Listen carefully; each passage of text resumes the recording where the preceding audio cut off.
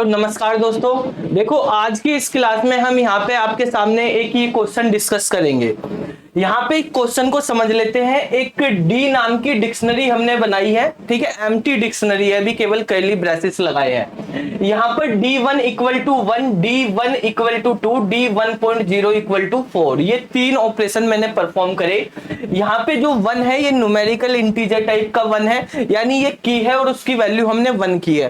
फिर 1 को मैंने क्या किया है, यहाँ पे 1 को मैंने किया हुआ है, इस वाले 1 को ये स्ट्रिंग टाइप का लिया हुआ है, इसकी वैल्यू जो है 2 है।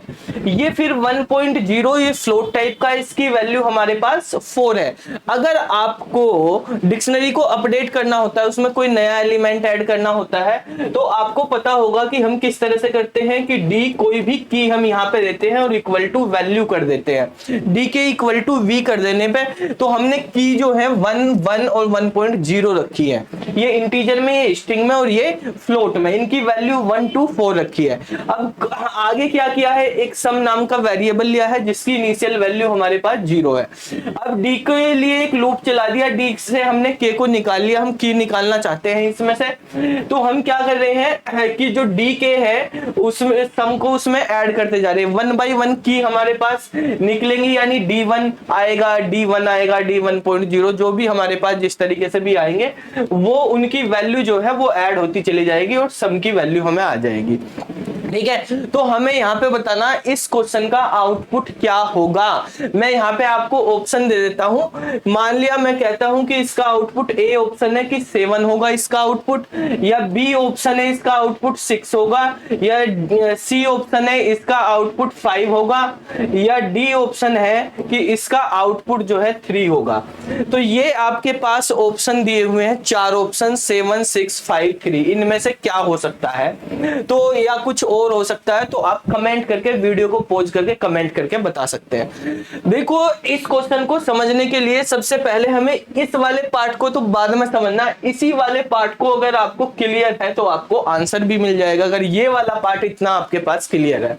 अब देखो क्या है हमारे पास, जैसे कोई डिक्शनरी है भाई, डिक्शनरी एम्प्टी डिक्शनरी है, इस डिक्शनरी में कोई भी वैल्यू अगर हमें ऐड करनी, की वैल्यू का पेयर होता है डिक्शनरी में, तो जैसे आपको बताया कि हम इस तरीके से ऐड कर सकते हैं डी के इक्वल टू वी की फॉर्म में। तो डी के इक्वल टू वी की फॉर्म में कर सकते हैं, यानी डी हमारे पास डिक्शनरी का नाम है, के उसकी जो है हमारे पास की है, की मतलब हमने जैसे 1 ले ली और इसकी वैल्यू हमने 1 कर दी। तो अब इस डिक्शनरी में एक एलिमेंट हो गया, ये डिक्शनरी इस तरह से बन गई कि 1 है उसकी वैल्यू 1 है, ये हमारे पास हो गया। ठीक है, यानी हमारे पास की भी 1 है, वैल्यू भी 1 है, ये बन गया, ये पहली लाइन के बाद। अब दूसरी लाइन हमने लिखी जैसे डी और यहाँ पे 1 इक्वल टू 2 हमने लिखा था, तो ये जो 1 है और ये 1 है दोनों अलग अलग हैं। ये इंटीजर टाइप का, ये स्ट्रिंग टाइप का। स्ट्रिंग और इंटीजर का कन्वर्जन नहीं होता ऑटोमेटिक, आपको पता ही है पाइथन में। ठीक है, टाइप एरर आ जाती है कि अगर आप 1+1 भी करोगे तो क्या हो जाता है, हमारे पास एरर आ जाती है। ये इस बार क्वेश्चन भी आया था इस तरह का सीबीएसई के बोर्ड के पेपर में कि किस तरह से एरर आती है, इंटीजर में अगर स्ट्रिंग को ऐड करते हैं तो हमारे पास एरर आ जाती है। तो अब यहाँ पर ये दूसरी की बन गई और इसकी ये अलग वैल्यू, तो इस लाइन के बाद जो हमारे पास डिक्शनरी रहेगी वो क्या रहेगी, 1, 1, ये पहले वाली की 1 है उसकी वैल्यू 1 है, दूसरी की आ गई ये भी 1 है, इसकी वैल्यू हमारे पास क्या है, 2 है। इस तरह से बन गई। अब जो हमने तीसरा स्टेटमेंट लिखा है, तीसरा स्टेटमेंट है हमारे पास डी 1.0 इक्वल टू 4, ये है हमारे पास।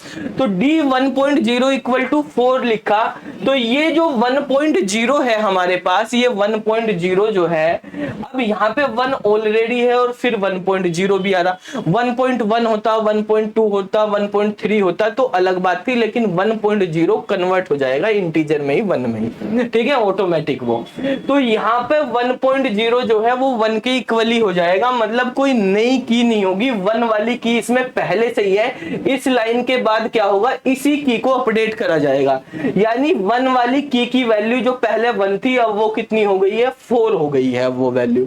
ठीक है, और जो स्ट्रिंग वाली 1 थी उसकी वैल्यू 2 है। तो अब भी हमारे पास डिक्शनरी में 2 ही एलिमेंट रहेंगे और पहले एलिमेंट की वैल्यू 4 रहेगी, दूसरे एलिमेंट की वैल्यू हमारे पास 2 रहेगी। ठीक है। ये वाला एलिमेंट जो है हमारे पास ये स्ट्रिंग टाइप का एलिमेंट है, ठीक है, और ये वाला इंटीजर टाइप का एलिमेंट है। ये स्ट्रिंग टाइप का एलिमेंट है, दूसरे वाला, पहले वाला इंटीजर टाइप का। तो जब हम इन एलिमेंट्स की वैल्यू को ऐड करेंगे तो 4 + 2 हमारे पास क्या होने वाला है, 6 होने वाला है, ठीक है। तो इस तरह से इस क्वेश्चन का आंसर हमारे पास 6 आएगा, क्योंकि आप यहाँ पे देखेंगे जब हमने सम इक्वल टू 0 किया, अब डी में से यहाँ पे की जब हम वैल्यू निकालेंगे, डी के की बात करिए तो पहली की हमारे पास क्या आएगी, D1 आएगी, और दूसरी की हमारे पास D1 आएगी। इसकी वैल्यू सम इक्वल टू का मतलब है कि sum equal to, sum plus equal to का मतलब सम प्लस डी के, ठीक है। तो सम की वैल्यू इनिशियल में 0, पहली बार D1 आएगा क्योंकि पहली वैल्यू हमारे पास ये वाली है, पहली की हमारे पास 1 ही है, तो यहाँ पे D1 होगा, ये 0 है, D1 की वैल्यू हमारे पास 4 हो चुकी होगी क्योंकि ये अपडेट होके 4 होगी।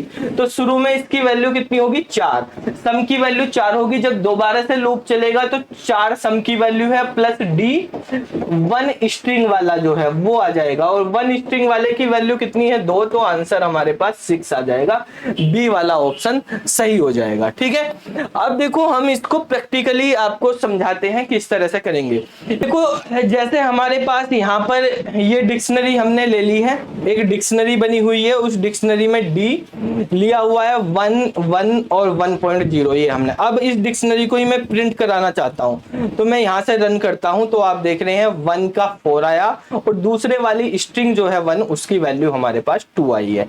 अब हम इनको सम करना चाहते हैं कि भाई हमारे पास सम करके क्या आएगा, तो लूप हम यहाँ पे चला लेते हैं, जैसे फॉर लूप चलाया के इन डी में, ठीक है, और यहाँ पे एक सम नाम का वेरिएबल ले लेते हैं जिसकी इनिशियल वैल्यू हमारे पास कितनी होगी, 0 है।